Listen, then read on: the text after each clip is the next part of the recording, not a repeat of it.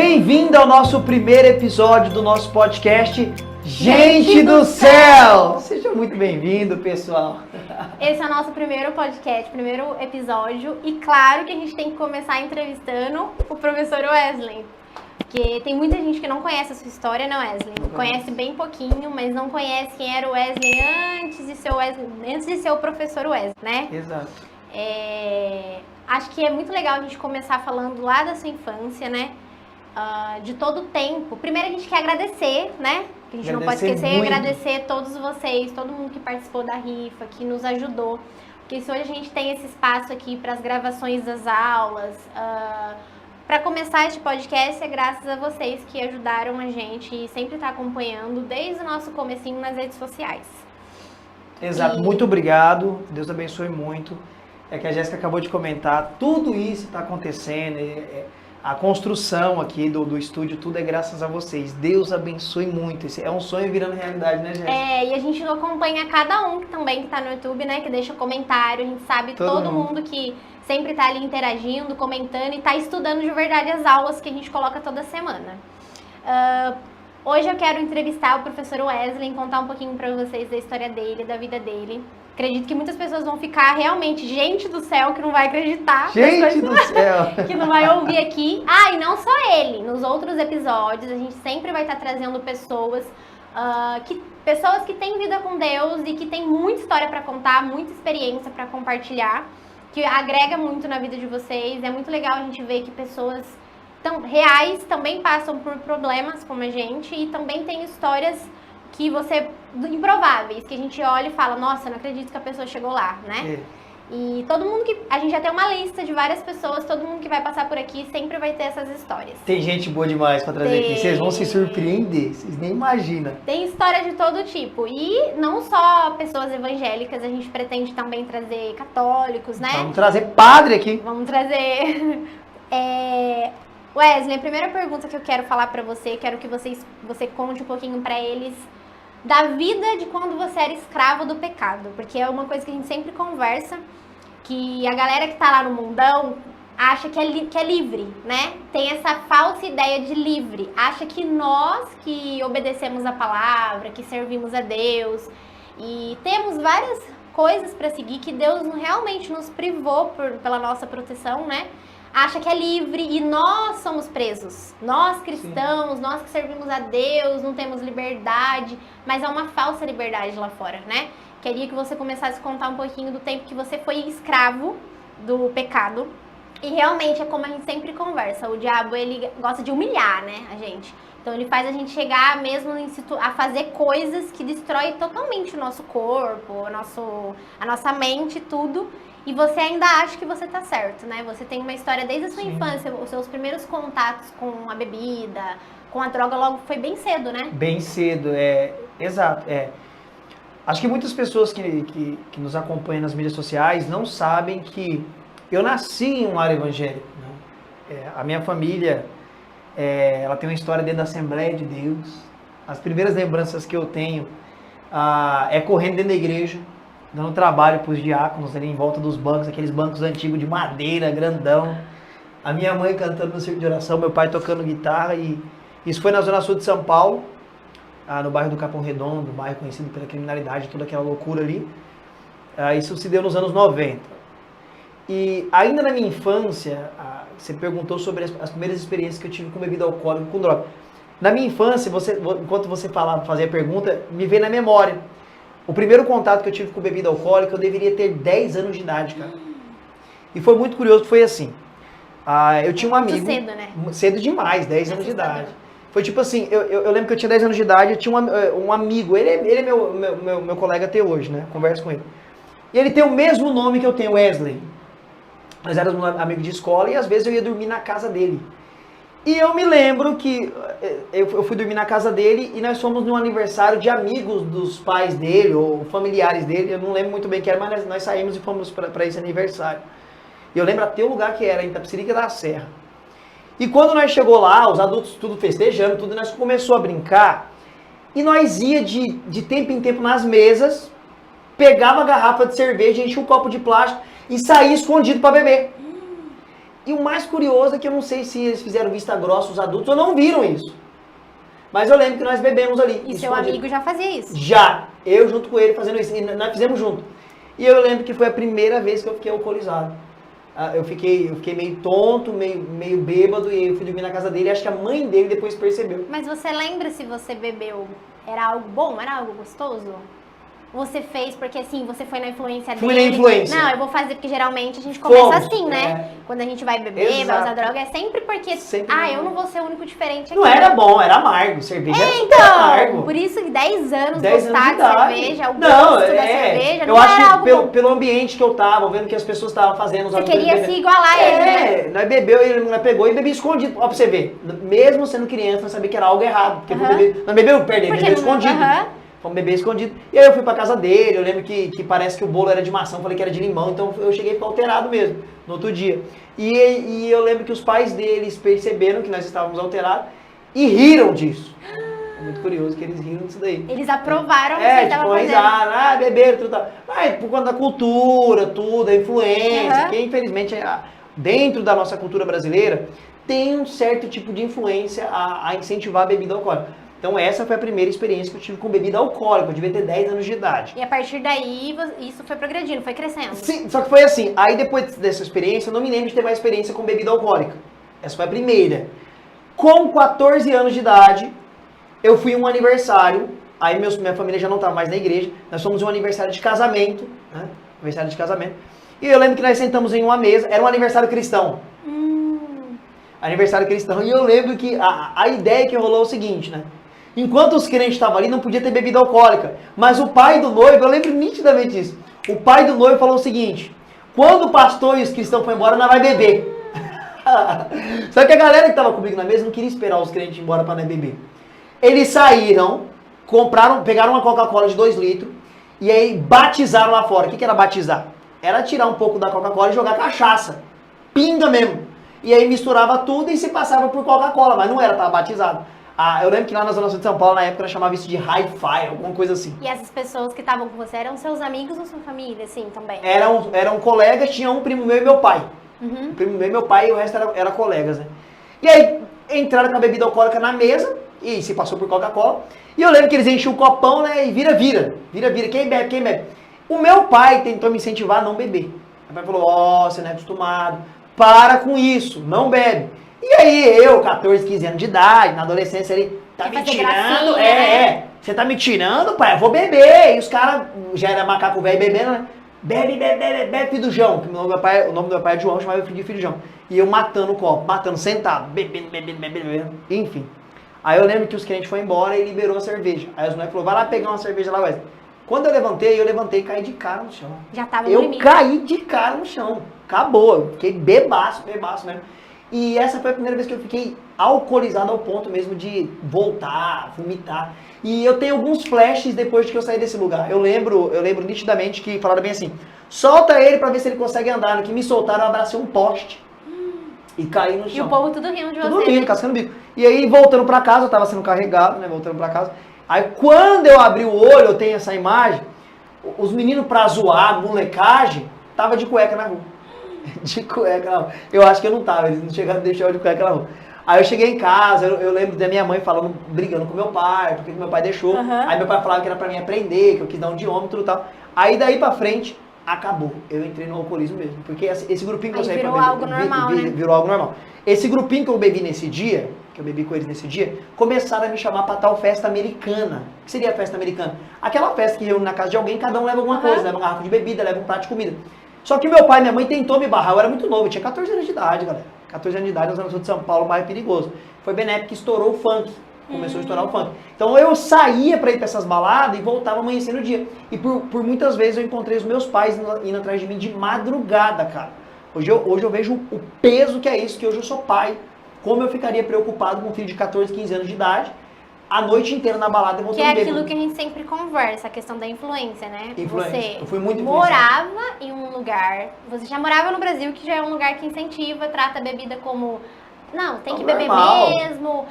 Tem muito incentivo quando você Socializar. vai para um restaurante, quando você vai em algum lugar. Chopp é muito barato, né? Compre 2 torres por tanto. Entra até tal horário que você paga menos. Então tem um incentivo. É fácil de menor comprar bebida? Isso, é muito fácil. E ainda por cima, onde era o seu bairro, né? A sua comunidade ali facilitou muito pra Demais. isso. As influências, os bizarro. amigos, né? Tratava isso como algo normal. E você é o careta se você não entrar nessa onda, né? E o pior ainda que foi bem a fase que seus pais não estavam na igreja. estavam na igreja, Então você mais não teve precisava. uma influência forte em obediência a Deus, Não. em seguir tudo isso. Você já estava vivendo, principalmente a adolescência, fora da igreja. Fora da igreja. Né?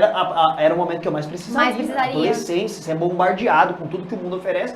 A minha família tinha abandonado o evangelho. E depois da bebida, você também começou a se envolver um pouco com Sim, droga? essa fase que eu comecei a beber mesmo, todo final de semana eu bebia, né? Nós queríamos um motivo para beber. Aqui no interior se chama festa junina, em São Paulo chamava quermesse. Mas lá é só o nome, que é festa para beber, não né? E aí, então, toda semana, né, final de semana eu já estava no alcoolismo mesmo, bebendo, porque era algo muito, tipo assim, era legal, era social, a turma inteira bebia, as meninas bebiam, isso aqui ele tá no meio. E realmente eu era o famoso piolho, ia pela cabeça dos outros. Aí, com 15 anos de idade, eu conheci a maconha, né? Fui fumar o primeiro cigarro de maconha com os meninos que nós dançávamos hip hop. Gente, não crucifica no hip hop, tem nada a ver uma coisa com a outra. É que nós era o grupinho do hip hop que fumava maconha. Não que quem dança hip hop é maconheiro. E tem isso também que ninguém sabe de você, né, Wesley? Do quê? Da dança. Não vai entrar nisso aí. A área da dança me prendeu demais. Eu tive por muito tempo na dança, mas enfim. Só que o curioso é que a maconha eu não conseguia fumar. Eu tentei fumar maconha por 6 meses, que era o grupo da maconha. Só que a maconha, acho que a cada 1 milhão, 1% acontece isso. Eu era esse 1%. O efeito da maconha em mim era o contrário. As pessoas fumam, ficam rindo, fica todo animado. Não, em mim, ela me derrubava. Deixava depressivo? Derrubava minha pressão. Ah. Eu não conseguia andar, era um negócio assim surreal, me nocauteava. Eu via todo mundo rindo, todo mundo feliz, eu ficava pra baixo, era tipo depressivo. Não era uma coisa legal, Não acabava era, acontecendo, né? eu perdi tipo as funções, era um negócio muito bizarro. Eu fumava maconha e tirava minhas funções motor, era um negócio muito estranho. Então eu não consegui fumar maconha, eu até tentei fumar maconha, não consegui. Aí com 17 anos eu conheci a pior droga que eu poderia ter conhecido, que eu fiquei nela um bom tempo, que foi a cocaína. Eu usei cocaína por um bom tempo, porque eu já sou muito agitado. Eu sou muito imperativo nesse sentido de ser agitado, sanguíneo. E eu gostava muito de beber. E a cocaína, ela inibe um pouco o efeito da bebida. Quem já consumiu cocaína sabe do que eu estou falando. Você, às vezes está meio alcoolizado, você cheira uma carreira de cocaína, parece que você volta ao normal, ela inibe o poder da bebida alcoólica, e aí você consegue ficar bebendo por um tempão. Chegava a ficar 3 dias bebendo e cheirando cocaína, entendeu? E deixava eu muito agitado. Eu conheci a cocaína com 17 anos e fiquei na cocaína dos 17 até por volta dos 24 anos de idade. Só que pra mim não era viciado, porque eu era o drogado social. De segunda a quinta eu não usava droga. Uhum. Trabalhava, estudava. Vivia uma vida normal, né? Tinha meu carro, tinha minha moto, ajudava nas contas em casa quando era solteiro, com meu pai e com a minha mãe. Mas na sexta-feira, que eu ia pra balada, né? O que eu não cheirei de segunda a quinta, eu cheirava sexta, sábado e domingo. Aí saía pra usar droga, pra beber pras raves, pras baladas. Aí chegava a pegar 30 gramas de cocaína, como se fosse 30 pinos de cocaína. Isso é um absurdo, né? E qual que era a sensação na segunda-feira, a hora que tudo isso passava? Meu Deus, nós chamava de DED, né? Cada lugar do Brasil eu sei que dá um nome, nós chamava de DED, que é aquela depressão maldita e miserável que a droga te traz. Sabe o que era curioso? A sensação era mais ou menos assim, eu vou tentar expressar para quem não conhece, e graças a Deus que você não conhece isso, não queira conhecer. É como se uma mão, literalmente, viesse dentro de mim, lá na minha alma, e tirasse toda a minha felicidade, toda a minha alegria, arrancava. Era um negócio tão ruim, mas tão ruim que não tem como explicar. E talvez vai ter gente que vai assistir aqui esse episódio e vai falar, é isso, comenta aí, comenta embaixo, se não é isso que eu tô falando. É uma sensação que arranca toda a sua alegria. No momento que você usa droga, ela te traz uma euforia. Né? Ela te dá um pico de adrenalina. Mas na hora que ela te joga, ela joga lá embaixo também. Jéssica, é bizarro. O pico que a cocaína te dá é uma loucura, você se sente o Superman. Vamos daqui na praia a pé, vamos, você vai, é um negócio bizarro. Você não tem medo de nada, te dá coragem, te dá alegria, te dá uma felicidade momentânea. Mas depois, quando passa o efeito, o outro dia... Engraçado, pra todo mundo cheira cocaína. É quando o dia começa a amanhecer, você não quer que amanhece. Quando o sol começa a raiar, já começa aquele negócio ruim, aquela angústia. E aí quando passa o efeito, meu Deus do céu, é uma miséria. E você pensa, quando passa o efeito, nunca mais vai fazer isso? Quantas vezes? dobrava o joelho ali, orava. Sério? Orava, tomando banho ali pra passar aquele efeito. Deus, nunca mais eu vou fazer, me liberta dessa situação, dessa angústia. Era uma angústia que não tem explicação, era algo miserável. Mas você orava, mas também não tinha uma atitude, né? Não tinha uma tinha. ação pra correr daquilo Tanto ali. que você orava quando tá passando efeito lá pra tirar o efeito, É. mas não, ele tava usando de novo. Nossa. Tipo assim, às vezes, né? Às vezes, até poderia ter ali um princípio do verdadeiro arrependimento. Mas o que faltava era poder, era força para poder lutar contra aquilo. Né? Porque na verdade eu era um viciado não assumido. Porque como eu não usava de segunda a quinta, eu tinha carro, eu tinha moto, eu trabalhava e ninguém da minha família sabia. A minha família não sabia que eu usava droga. A minha família descobriu quando eu testemunhei na igreja, eu nunca dei problema. Porque por ser criado na igreja e ter um princípio cristão, eu não ia para casa no efeito da droga. Pra não magoar eles, eu né, esperava acontecer passar o isso. efeito. Eu respeitava meu pai, minha mãe, eu discutia porque eu sabia que eu estava errado, eu tinha vergonha. Na verdade, eu tinha muita vergonha de chegar em casa drogado, porque eu cresci em uma família, não traz essa decepção, não traz isso pra nós. Então eu esperava passar o efeito da droga para ir para casa. Então Ou a nem ia primeira pra casa. coisa que você já não teve já foi assumir que você precisava de ajuda. Nunca né? assumi. Que você estava num problema e você precisava de ajuda. Segunda coisa que faltou também foi a questão da atitude de você, não, eu quero mudar, eu tô orando, mas o que eu vou fazer pra mim fugir disso daqui, né? Exato. Porque os seus amigos, a sua convivência toda era naquilo ali, né? Era o meu mundo, né? Eu percebi, dois fatores me levou a mudar, né? Óbvio, o chamado de Deus, né? Isso daí é ponto passivo, mas só quando eu consumi, isso daqui eu acho que eu nunca contei em lugar nenhum. Essa é a primeira vez que eu vou contar. Isso aí eu tava em São Paulo ainda, numa vida muito podre. Eu lembro que um dia eu saí, eu gostava muito de assistir jogo, né? Não que eu não assista hoje, não tem problema nenhum com isso. Não pode ser viciado, né? Mas enfim. Era um jogo do Palmeiras. Pessoal, eu torci muito pro Palmeiras. Os corintianos ficaram doidos, né? Mas hoje eu não sou mais fanático, não, tanto que eu nem sei o nome de ninguém do Palmeiras. Mas enfim. Era um jogo do Palmeiras e um primo meu também, que era muito palmeirense. Eu virei uma noite, né, bebendo, usando droga. E amanheceu o dia, eu fui na padaria, lá tem muito de São Paulo, ir na padaria comprar pão. Quando eu cheguei lá, encontrei esse primo meu, né? Vou preservar o nome dele aqui. Mas aqui hoje ele também é cristão, graças a Deus. Não, é Walter, pronto, o nome dele é Walter. E aí eu vi o Walter na padaria, ele falou assim, Walter pra beber. Eu falei, nossa, acabei de acordar, cara. Tô na maior ressaca aqui, né? Já queria beber no outro dia de manhã já? Isso era 10 horas da manhã. Aí falou, vai lá, toma café e voltei pra nós beber, hoje tem jogo. Aí eu falei, beleza, eu fui em casa, tomei um café, voltei e comecei a beber com ele. Então nem curou da ressaca, eu comecei a beber com ele. Ele também consumia naquela época, ele também consumia cocaína.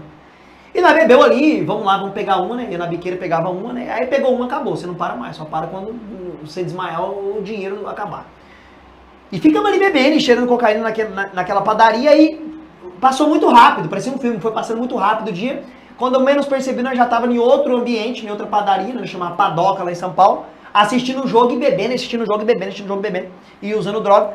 E aí passou o jogo, Palmeiras ganhou, aquela loucura, nós andando de moto sem capacete, drogado, eu com a garrafa na mão de bebida sem capacete, andando nas favelas de São Paulo, a milhão, com a bandeira nas costas do Palmeiras, aquela loucura. E fomos indo, fomos bebendo, usando droga, e já estava em outro ambiente, eu tenho flashes desse dia. Mas eu lembro que teve uma situação que eu estava numa rua de cima da minha casa, com uns caras que não curtiam muito eu, eram uns caras que não iam muito com a minha cara, mas na hora que você tá bêbado, drogado, tá todo mundo junto. Nós estávamos com uma 12, uma calibre 12, uma arma, calibre 12, usando cocaína e bebendo, e atirando pro alto. Tirando pro alto, boom, boom, e bêbado. Aí eu tenho um outro flash deles me descendo no escadão, que eu morava no escadão de tão bêbado que eu tava e drogado. Aí eu acordei. Quando eu acordei, eu tava muito, muito mal mesmo. Eu fui correndo pra fora e vomitei sangue. Eu vomitei sangue. Aí te deu aquele medo. Pô, tô morrendo. Pra vomitar sangue, estourou alguma coisa dentro de mim. O que eu comecei a pensar? Que aqueles caras que não gostavam muito de mim que no final estavam com eles, que eles tinham me dado alguma coisa no meio da cocaína pra cheirar, tipo vidro, alguma coisa moída, ou remédio pra me matar. Que eles não gostavam muito de mim, né? Aí eu falei, gente, eu vou pro hospital. Aí me levaram pro hospital, né? Minha família tentando, não sabia. E tipo assim, eu tremia muito, né? Nada parava, eu tomava água, eu vomitava sangue. Você pensava em Deus nessa hora? Na hora. E eu lembro que é um testemunho muito, muito legal. Eu lembro que eu fui pro hospital, tomava água de coco, vomitava sangue, nada parava no meu organismo. Quando eu cheguei no hospital, eu tirei uma senha para ser atendido, e quando eu peguei aquela senha na mão, eu tremia muito, eu tava muito, muito mal, desidratado, vomitando sangue. Eu senti a angústia da morte, cara. Senti a angústia da morte, eu senti isso. Algo falava comigo que eu ia entrar para ser atendido e não ia sair mais. Aquilo que eu senti naquele dia, eu nunca tinha sentido na minha vida inteira. Eu nunca tinha sentido um estado tão ruim. E eu comecei a chorar, com a senha na mão, e eu orei. E foi uma oração sincera. Foi! Eu falei desse jeito, eu lembro até hoje. Gente, isso tem mais de... Isso tá indo pra 15 anos. Eu orei e falei assim, Deus, se o Senhor tem um plano na minha vida, me liberta disso e não me deixa morrer. Porque eu sei que na situação que eu vou morrer aqui, eu não sei qual vai ser, pra onde que eu vou. Eu não sei o que vai acontecer. Você tinha esse conhecimento. Sim, você sabia e eu disso. chorei ali com a senha na mão. E a pessoa que estava do meu lado também chorou comigo e viu minha sinceridade. Eu entrei para passar com o médico. Quando eu entrei, eu já abri o jogo. Falei, doutor, eu bebi muito, usei muita droga, estou vomitando sangue, eu estou desesperado, não sei o que vai acontecer comigo. Aí falou assim, você consome cocaína todo dia? Eu falei, não é todo dia, só no final de semana. Ele falou, então você não é o viciado típico, o noia, que precisa disso todo dia. Você só bebe, você chega quando tá bêbado. Então o seu caso é pior, que você pode ter uma parada cardíaca, seu corpo não está acostumado. O seu caso é pior. Aquele que Você cheira usou todo dia, muito, uma vez muita só. quantidade uma vez só. Aí ele falou assim, o que usa todo dia, o corpo dele já acostumou com o baque. Você pode morrer a qualquer momento. Aí eu me lembro que ele me deu 2 bujão de um soro amarelo. Tomei 2 bujão na veia. Aqueles grandão. E fui pra casa. Ele falou, conforme for passar a semana, você vai melhorar. Eu fiquei uma semana doente, com corpo ruim, com corpo mal. E eu tinha muitos pesadelos. Eu nunca tinha tido tanto pesadelo na minha vida. Eu sonhava com morte, com demônio, com uns negócios ruins. Uma semana mal, cara. Estômago, o corpo, a cabeça, o nariz. Passando uma semana certinho. Uma semana. A minha avó, que às vezes quem me acompanha lá no Instagram sabe quem que é. Sabe quem que ela é. Hoje ela tem 83 anos de idade. Há 60 anos ela é missionária. Pra você entender, você que não conhece minha avó, ela é aquelas missionárias do Belém do Coque. Que o joelho é mais calejado que casco de tartaruga. Ela bateu na porta lá em São Paulo, na minha casa lá. Isso, ela morava em Itapira. Morava em Itapira. Foi resposta de oração, né? Eu falei pra ela, vó, me tira daqui, eu preciso mudar de vida, não aguento mais. Que é isso que eu sempre falo pra você, né? Foi a sua oração e a sua atitude. Exato. Você olhou pra aquilo que você estava vivendo, né? E viu, pra onde que eu posso correr, né? Preciso mudar isso. Exato. Porque, às vezes, o que acontece com a maioria é ora e continua fazendo a prática, mas não corre, não arruma uma estratégia. A sua maior estratégia foi fugir da onde estava te influenciando muito, né? Você sabia que ali ia ser muito difícil pra você, né? Não conseguia. Até tentava. Algumas vezes eu tentei ir pra igreja, mas não conseguia se estabilizar lá, porque tinha muita influência negativa. Muitas amizades que levavam pra esse caminho. E eu era Maria vai com as outras, eu era mesmo, era verdade. E eu acho que acredito que todo mundo acaba sendo influenciado, porque nós no não temos social, o controle total 100%, não né? tem. A gente, a maioria Condição de fala, cair. não, imagina, eu ando com esse grupo de pessoas, mas eu não me influencio. A hora que você vê, você tá sendo influenciado. Porque é diferente da gente evangelizar, conversar com todo mundo, só que a convivência diária ali vai te influenciando, né? Com certeza, isso daí, até hoje quando eu vou aconselhar, eu falo muito para as pessoas, às vezes até refazer no primeiro momento algumas amizades, até a pessoa conseguir tá com domínio próprio do Espírito Santo, né? Sem domínio próprio você não consegue. E mesmo assim, você quando está cercado de pessoas, você começa a normalizar aquilo, né? Exato. Convivência é muito... Mas sabe o que é curioso, Jéssica? Que depois que... Aí eu passei pelo processo, minha avó me trouxe pra cá, foi difícil no começo, né? Eu não precisei de internação, eu sou muito a favor de ter o tratamento clínico, mas no meu caso eu não precisei. Deus tratou comigo em casa, o processo de libertação. Durou uns 8 meses, o meu maior inimigo era eu mesmo. Aquela briga constante em querer sair pra usar droga, pra beber, pra cair na prostituição com mulheres, né? E tipo assim, eu cheguei a rolar na cama, eu dormia numa beliche, meu irmão em cima e eu embaixo, eu era solteiro nessa época. Eu cheguei a rolar na cama, cair de joelho no chão ali, abraçar o pé da cama e orar, aquela oração sincera. Você estava com muita vontade. Vontade. Eu ouvia os carros passando, batendo funk e queria ir pra rua, beber. Era algo bizarro, eu sentia aquele negócio dentro de mim, assim, aquele homem natural, sai, vai beber, mulher, sexo, droga. E eu começava a chorar, Deus, eu tô querendo sair, tô com vontade de beber, de usar droga. Ali é uma luta interna muito forte. E aí eu senti aquela graça de Deus, o Espírito Santo vindo sobre mim, me trazendo Daquela chorar e soluçar. Nossa. E deitava e dormia e vencia mais um dia. Durante 8 meses eu sonhei que eu tinha caído usando droga, eu sentia até o amargo da cocaína descendo no nariz. E acordava, pequei. Aí, graças a Deus, só um sonho. Meu maior inimigo Você conseguiu, foi vivendo cada dia ali com a força de Deus que Ele foi te dando. 8 meses. Aí o que gerou? O respeito do convívio social que eu tinha com aquelas pessoas que usavam droga. Porque no primeiro momento, pra mim conseguir abandonar tudo, claro que foi com a graça de Cristo Jesus, o domínio próprio do Espírito Santo, e eu acabei parando de ter convivência com aquelas pessoas que faziam isso. Né? Passavam, cumprimentavam, não é que desfaziam amizade. Mas depois que eles viram mesmo que eu tinha mudado de vida, quando eu chegava para cumprimentar ou até mesmo convidar para ir na igreja, eles apagavam um cigarro de maconha, escondiam bebida, tampava o pino de cocaína E e colocava até no hoje bolso. é assim, né? A gente, Gera a um minha respeito. família já foi com a família do Wesley lá visitar ele, a família dele, os amigos dele. São Paulo. É até engraçado, até hoje eles respeitam demais. E é engraçado que eles olham pro Wesley como uma pessoa que deu certo, porque eles conviveram com o Wesley antigo. Sim. O Wesley do pecado, o Wesley que era escravo do pecado. E hoje eles olham pra você com um olhar de admiração, né? Tipo assim, gente do céu mesmo, né? Eles Gente olham do pra céu. você e pensam, cara, como? Literalmente. É um gente do céu, porque ele olha pro Wesley, eles olham, e é o que o Wesley falou. Glória O a Wesley Deus. chega, eles mudam, eles param de fazer o que eles estão fazendo, eles respeitam, ouvem o que o Wesley tem pra falar e olham com um olhar de admiração pro Wesley, do tipo assim, cara, ele saiu daquilo onde a gente tava. E é legal que o Glória Wesley, a como Deus. ele falou, voltar lá, conversar, tratar normal. Eles olhar pro Wesley e falar, cara, ele conseguiu, eu também posso conseguir, né? É legal Exato. que eles também podem ver que através de Jesus, eles também podem conseguir se libertar daquilo ali. Eu tô sempre lá na Zona Sul de São Paulo. Hoje eu moro em Itapira, pessoal. Essa cidade que minha avó me trouxe pra cá. Hoje estabilizamos aqui, minha família tá todo mundo aqui, né? Deus operou uma grande obra na minha vida, na minha família aqui. Hoje, graças a Deus, praticamente toda a minha família que estava afastada voltou pro Evangelho, né? Tem uns ou outros que ainda tá meio patinando, mas a maioria voltou, né? Quando eu falo família, é pai, mãe, irmãos. E falando sobre essa situação que a Jéssica falou, que eles já foram lá comigo em São Paulo e viu esse respeito que gerou por conta da mudança, né? Eu lembro que um tempo atrás eu fui lá visitar uma tia minha e quando eu cheguei lá eu falei, cadê o seu filho? Que é um primo meu. Ela falou assim, tá lá na biqueira de droga, vai lá falar com ele lá. Quando eu cheguei perto pra falar com eles, a maioria do pessoal que tava vendendo droga me conhecia e lembrava de mim. Aí tem um que olhou de perto, foi muito engraçado, isso marcou a minha vida. Ele falou assim, aí galera, aí, era um pessoal novo. Olha aí, ó. Começou a apontar, tá vendo isso daí? Aí, ó. Esse era doido. Você era bicho solto. O cara agora é pastor, hein, galera? O cara é pastor. O cara é pastor. E aí, pastor Hélio, tudo bem? O cara agora é Que pastor. Aí legal, começou a falar, cara. todo mundo ficou pra minha cara, assim, os caras com mochilinha, com walkie-talkie. Os caras do corre mesmo, né? Aí, ele era, loucão, ele era. O cara agora é pastor aí. Aí um outro dia falou bem assim, né?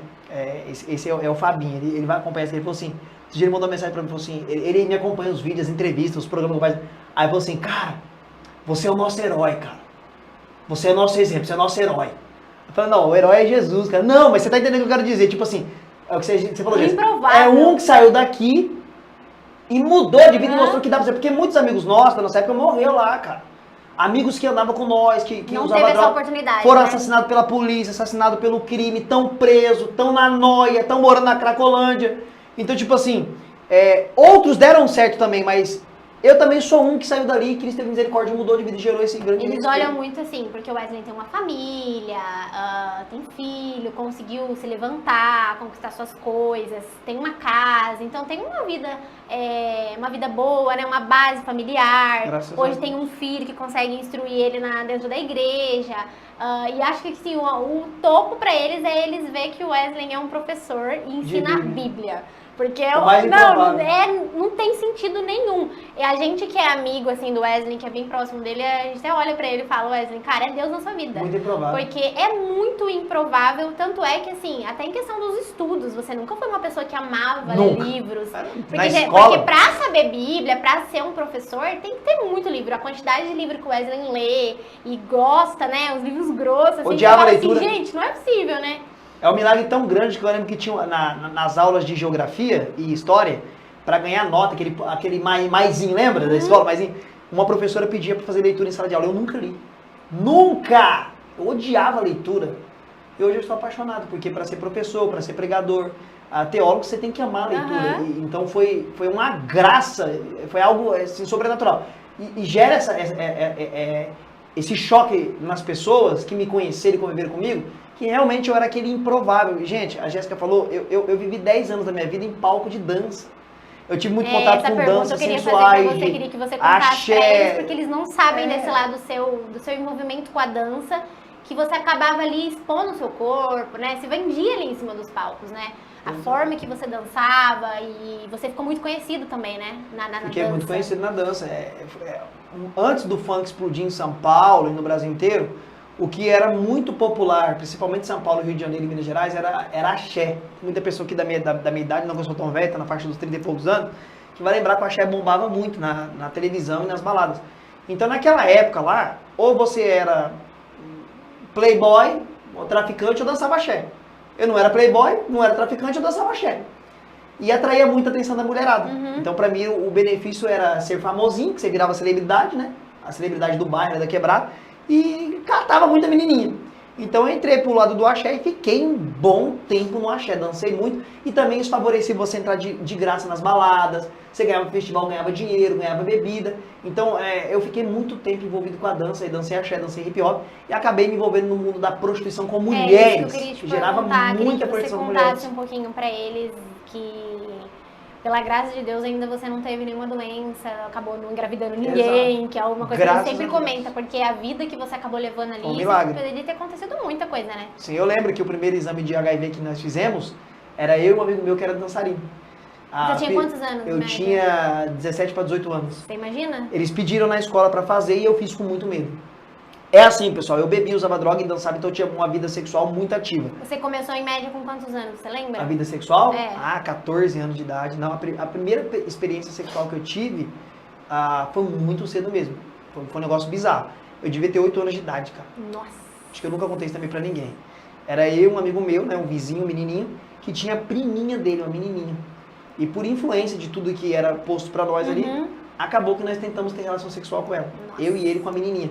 E nossos pais pegando e nós tomamos uma surra muito grande. Nós apanhamos muito. E nós tentamos e graças a Deus não conseguimos nada, porque era muito criança, né? Não conseguimos ter essa relação sexual. Era 13 anos tentando fazer o que não podia fazer. Você vê já como que era a influência forte, né? Muito forte, do ambiente que eu vivia, entendeu? E eu nem sei como que nós chegou a fazer isso, cara. Tem uns flashes na minha cabeça, algo muito bizarro. E aí com 14 anos de idade, que eu era adolescente, eu comecei a ter uma vida sexual ativa mesmo. E você lembra, assim, no caso, quando você ficava com várias mulheres e ele tava levando essa vida, igual você falou, você tava na dança, você acabava, era muito fácil pra você, né? Você atraía, elas vinham até você, né? Você lembra se isso também era um escape que você tentava ter? Sabe? De ter essa sensação gostosa por um momento, e na hora que tudo isso passava, você se sentia, o que você sentia? Vazio. O mesmo vazio da época da droga, da bebida ali. É aquela parada que todos nós que nascemos de novo já compreendemos, né? Um homem que não tem o espírito não consegue discernir isso. Dentro do coração de todo homem tem um vazio que precisa ser preenchido. Ele vai preencher com bebida, com droga, com prostituição. Sempre vai buscar essa felicidade momentânea e esporádica. Ali na hora você está satisfeito, é maravilhoso, mas no outro dia às vezes está vazio de novo. Você precisa daquilo lá de novo, você precisa de outra dose. Você precisa sempre estar se dosando. E esse espaço que tem no coração de todo homem e de toda mulher é que o Espírito Santo preenche, Jesus preenche esse espaço. Então na hora era maravilhoso. Porque eu estava no auge, eu estava catando todas, eu estava bebendo, eu estava fornicando com todo mundo. Isso era status social, isso me trazia mais bebida e mais mulher ainda. O cara é o pegador, para homem, para mulher era constrangedor, ela era a vagabunda da quebrada. Mas pro homem ele era o catador, ele era o cara. Isso ficou muito conhecido ali muito também, conhecido. né? Tanto que os caras que não curtiam a dança, né, tinha o grupinho do tráfico, eles não gostavam de dançarino. Zoava, o largaticho, o rebola-jaca. Mas acabava, era muito curioso, que acabava que às vezes ele via que tinha tanta mulher envolvida, que muitos começaram a chamar pra levar na casa deles. Traz aqui pra ensaiar aqui. Mas vocês ficam zoando nós. Agora vocês querem as meninas? Não, mas não vai zoar mais não. Nós levava na casa deles pra ensaiar e acabava tendo ali aquele negócio bem pornográfico. Mas era assim, era algo que realmente no outro dia você tava vazio. Você preenchia naquele momento com droga, com bebida, com fornicação, mas no outro dia você precisava tudo de novo, não era algo satisfatório que preenchia. E quando você veio pra Itapira e você começou a ter esse relacionamento com Deus, se libertar tanto do vício, né? Esse lado também foi difícil pra você? Em relação a ter que se guardar e saber que ali foi entendendo. Você já sabia, na verdade, isso, né? Que se você conhecesse alguém, você ia esperar, não ia ser dessa forma mais. Você ia ter que esperar você conhecer alguém, você casar e todo esse processo. Quem vem de uma vida ativa, que a gente sempre conversa, é muito mais difícil, né? Se você nasceu na igreja e já tá ali, é um pouco mais fácil do que você vir numa vida mais ativa e ter que parar com tudo, né? Sim. Isso foi difícil pra você? Muito difícil, porque, vamos lá, eu não nasci usando droga nem bebendo bebida alcoólica. Então isso aí você consegue se libertar. Com a graça de Deus, né? E às vezes tratamento. Mas o desejo sexual, você nasce com ele e ele não vai sair de você. Ele vai ter que ser transformado, né? Então isso só foi possível através da graça de Deus e do domínio próprio que o Espírito Santo traz. Foi uma das maiores lutas que eu enfrentei na minha vida e é uma luta que você vai enfrentar pro resto da vida, que é a área sexual. Imagino que é isso que a gente sempre conversa. Tem muito casalzinho, né, novinho, assim, que tá tentando se guardar pro casamento e tudo mais, e ora dessa forma, né? Deus, tira minha vontade. Não vai tirar. Não, é uma coisa que é nossa. E não existe isso. Eu já fiz essa oração. Saiu a vontade, quem nunca, né? Saiu à vontade, agora fiz. Só vai voltar na hora que você casar. Não é assim, cara. Não dá, né? Isso é legal tocar nesse assunto, porque assim, se você tem vontade, glória a Deus que você tem, que isso mostra que você é normal. E você é um ser humano E normal. já tá tendo que buscar o domínio próprio logo Sim. cedo, né? E se você ora assim, isso é um fator bom, porque você já tem a consciência que isso antes do casamento é errado. Então o Espírito Santo já tá te trazendo essa verdade. Você nasceu de novo. Porque se você tá nem aí, tá arrebentando tudo, você não nasceu de novo. Você tá vivendo um pecado E hoje é o que a constante, gente mais vê nas igrejas. Na nossa época já era assim. Hoje é o test drive, né? A maioria fala, cara, mas como é que eu vou casar com uma pessoa que eu nunca fiquei, que eu nunca experimentei? Como que eu vou saber? Isso são falas de pessoas dentro da igreja, cara. Isso é terrível lidar com isso. Né? Test drive.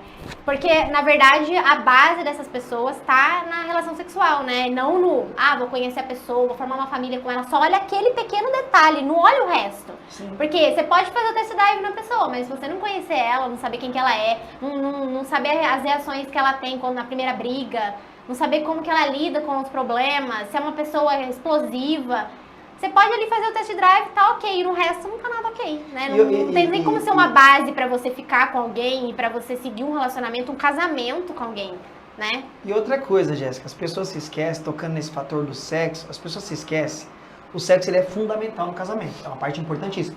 Mas tem um porém, o sexo vai acabar dentro do casamento. E o que vai permanecer quando você se tornar um idoso é a cumplicidade, o companheirismo. Então, Ou a peraí. pessoa aconteceu no meio da caminhada e teve algum problema, aconteceu alguma coisa, e a pessoa tem que ficar um tempo sem ter essa relação com a pessoa.